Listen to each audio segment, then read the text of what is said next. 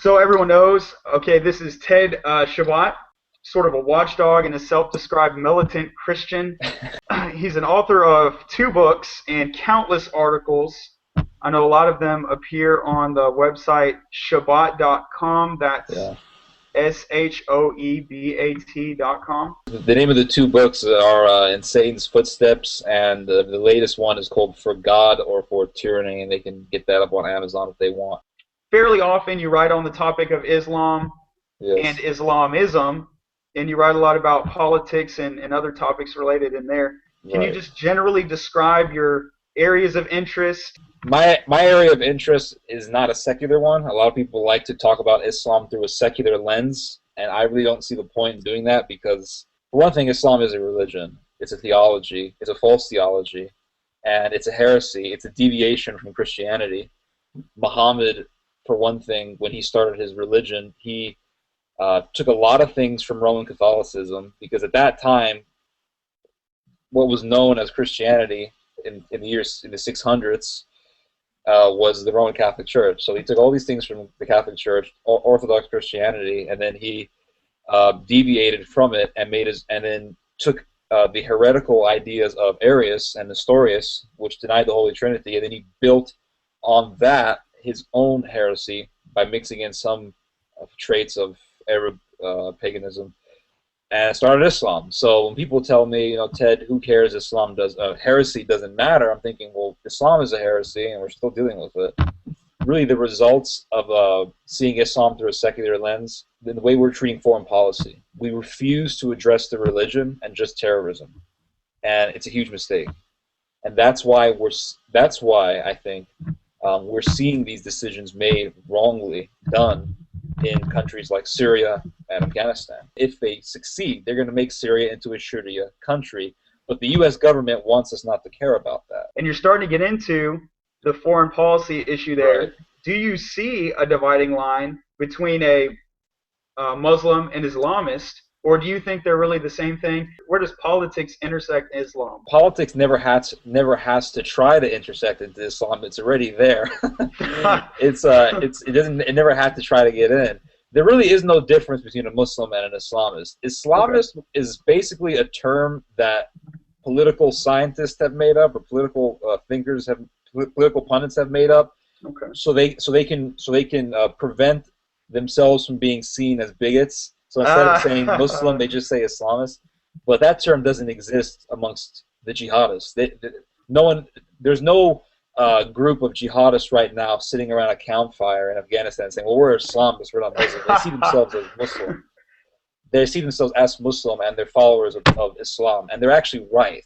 They are Muslim, and they are followers of Islam, and they're following the Quran.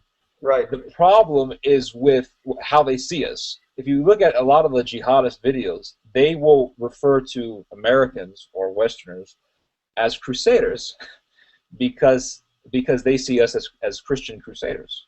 Mm. So it's an ideology that we're dealing with here. It's a heresy that we're dealing with.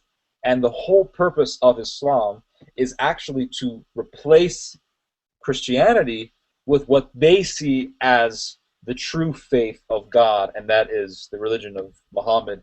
Right. And in the Quran, in chapter 5, for example, it says, surely these are infidels who say that Jesus is the Christ, the Son of God. There's two people that that are specifically described as enemies of Allah in the Quran. There's only two, and that is the Christian and the Jew. Yes, Muslims will kill Hindus or Buddhists and anyone who's not Muslim, absolutely, but you can't forget who their main enemy is in their eyes. That is the Christian and the Jew, because it's for religious reasons. And so we heard this in the news constantly after the Boston bombings. When did this boy get radicalized? Did his brother radicalize him? I'm thinking, right. How about the guy in Syria who pulled a guy's lung out and ate it? I don't know if you saw that video. Oh, no. And he eats his lung. I'm thinking, okay, when did that guy get radicalized? Did his brother influence him? Did he have an older brother who told him to go out and eat people's lungs?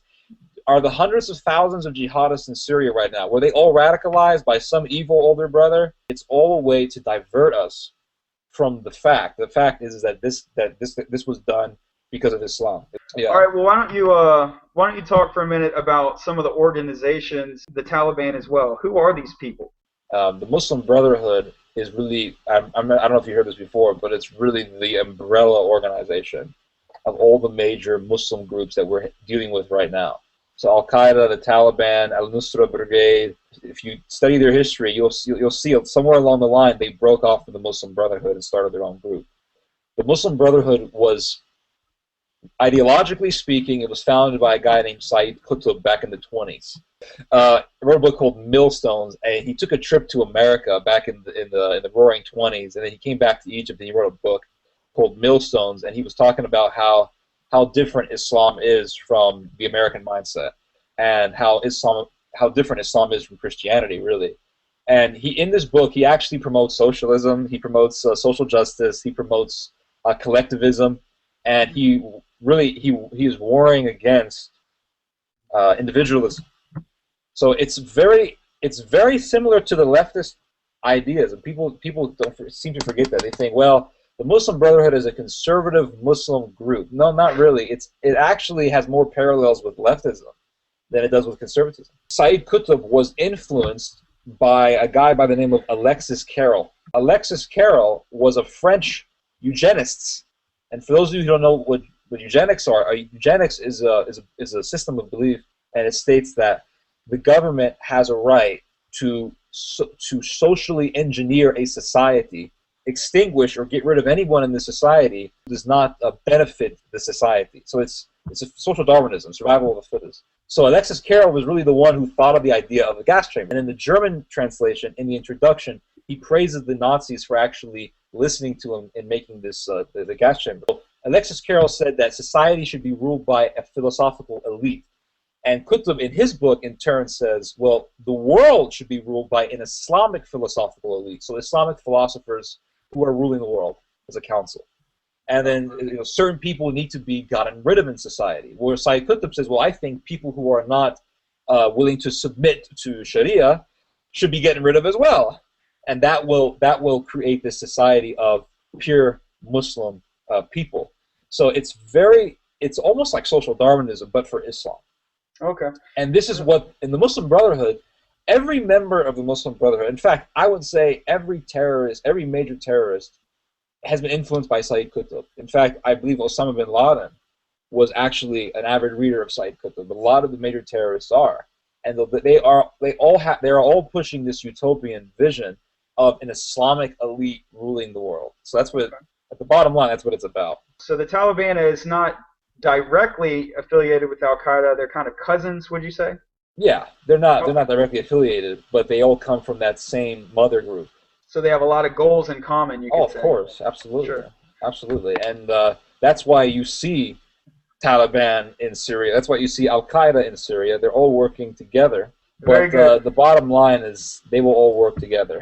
Sure, yeah, definitely. We love to separate. Here's the thing. We love to separate Islam by saying, okay, here are the moderates, and then you got the Taliban over there in Afghanistan, you got Al-Qaeda in Iraq and Syria and around there, Muslim Brotherhood, that's kind of in Egypt, and then you have the Wahhabists, and those guys are in Saudi Arabia.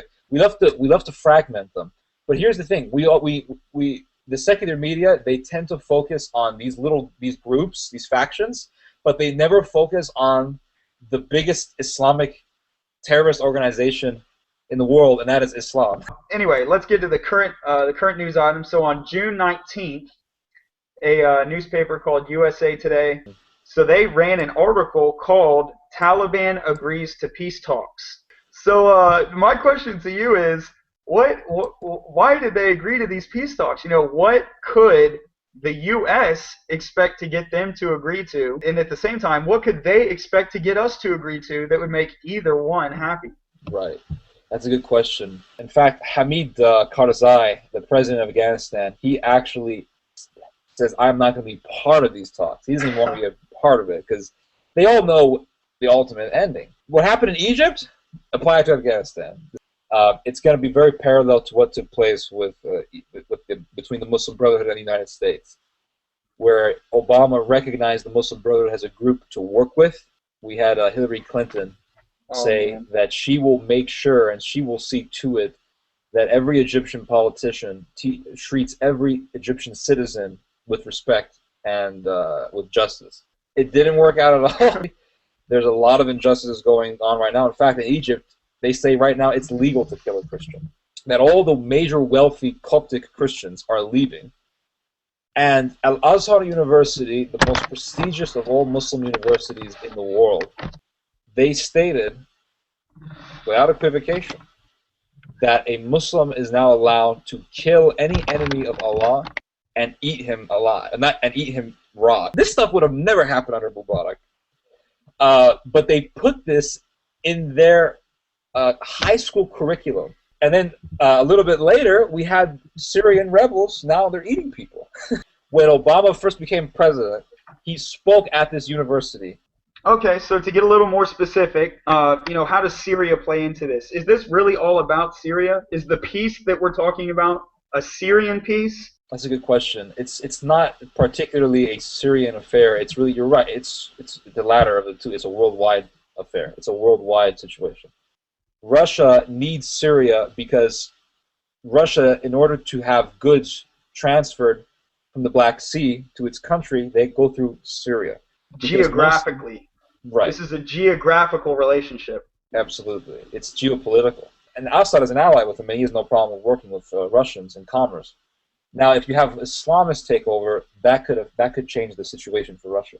Sure. So Russia right now, they're giving weapons to Assad, and they have a lot of at stake when it comes to Assad. And they understand that if you take out Assad, it will change the entire Middle East. So if you take out Assad and allow the rebels to take control, America thinks it's going to benefit from it, but it's not. Think about it. America thought that it will benefit by taking out Saddam Hussein. And it's actually been for the worse. Assad doesn't like America either, but Assad doesn't want to declare war on the United States. Pretty much all the villages that border on the Golan Heights have been conquered by the rebels. Why are the rebels focusing on so much on taking territory near Israel? Because they know as soon as we get this country, Israel is going to be our target. You can find Assad making anti-Israel statements, anti-American statements, absolutely. Well, you can find Americans making anti-American statements. Yeah, exactly. But are you going to see Assad make declarations that we're going to invade Israel? No, and you know what's worse is when you find Americans making pro-America statements, they're considered terrorists too. Right. So it's a lose-lose. I agree with your analysis that, as bad of a guy as Assad is, it would be better for us if he stays in power. Obviously, the Obama administration has calculated differently. Right. Now, the Obama administration has an established record of Muslim sympathy. Wouldn't you agree? So this would be my question to you. Would their supposed calculation fall into the category of Obama stupid or Obama intentionally supporting the Muslim extremism? Yeah, that's a good question. That's a very good question. I don't think any American politician is stupid. This is public knowledge that we're discussing here, and so for us to know about it means politicians know it as well, and they know more. The dictator who rules over North Sudan, his name is Omar al-Bashir, and he is the dictator of North Sudan, and he is really a mass murderer. I mean, he's been said to have killed over 3 million people in his own country, both Muslim and Christian. And he's friends with Morsi, he's friends with the Muslim Brotherhood members in Egypt. His enemy, his arch enemy, is South Sudan. South Sudan is officially a Christian nation. A few years ago, South Sudan actually seceded. And so they seceded from North Sudan and said, okay, we're breaking away, we're tired of enduring this persecution from the Muslims, we're breaking away, making our own country, we're going to observe our own religion, and we want to live in peace. That's not good enough for Bashir. Right. And Bashir has made several statements several times that he aspires to actually go into South Sudan, invade the country, and make it into a Sharia state. And so his arch enemy is South Sudan. And he has launched attacks into South Sudan. Well, the South Sudanese president, his name is Salva Kiir. And I made this known several times. Salva Kiir wants to get rid of Omar al-Bashir. He wants to depose of him, understandably, because he's an enemy. And Salva Kiir was funding with weapons rebel groups within North Sudan. Now, you would think that the Republicans and the politicians in this country would support such a revolution. They've supported these revolutions in Egypt, in Libya, in Syria, in Tunisia. Yeah. They've been behind all of them. And when a revolution occurs to oust out a real dictator, a real, truly evil, tyrannical dictator, right. What does Obama do? This was reported by the Council of Foreign Affairs. He visited Salva Kiir, had a meeting with him, and angrily told him to stop funding rebel groups in North Sudan. Behind the curtain, really, because this was quite obscured.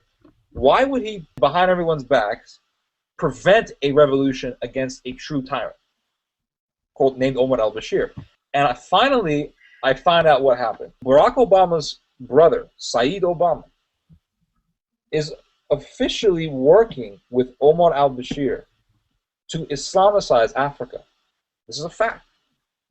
Obama's half-brother is the executive secretary of a Kenyan group, actually, called the Islamic Dawah Organization. And their mission is to make Africa into an Islamicized continent. He's working with Omar al-Bashir in doing this. And they both complain about Christianity. That's why I believe Obama stopped that revolution against Bashir, because he has family ties with that dictator. Yeah, so family ties. Obama knows what's going on, and he knows what he's doing. He's not some idiot, clueless idiot who doesn't read the internet. I find that extremely upsetting as a Christian. But for a secular nation, whether you're Christian or not, you know, even in the left, even in the Democratic Party, even the liberals and the seculars should be upset by the notion that Obama is going to operate on a pro-Muslim ideology. I've been talking with Ted Shoebat, S-H-O-E-B-A-T. And just to conclude, what do you see as the most probable outcome of these talks, these peace talks? Is there going to be any peace? No. Simple answer. No, there's not. Unless we don't address the true root of the problem, and that is the heresy of Islam, nothing's going to happen. You can't defeat this at a diplomatic, secular level. The only way we're going to see that happen, I mean, I know this is a secular country, but the only way we're going to see that happen is if we see this as a religious problem. Glad to get your perspective on this situation. Where can we get your material? Is Shoebat.com just the best place to go? Yeah, they can go on Shoebat.com. They can also find me on Facebook. Facebook.com/Theodore Shoebat. And multiple books available on Amazon Absolutely, as well. yes. For God or for Tyranny is the latest book, and you can get that at Amazon.com.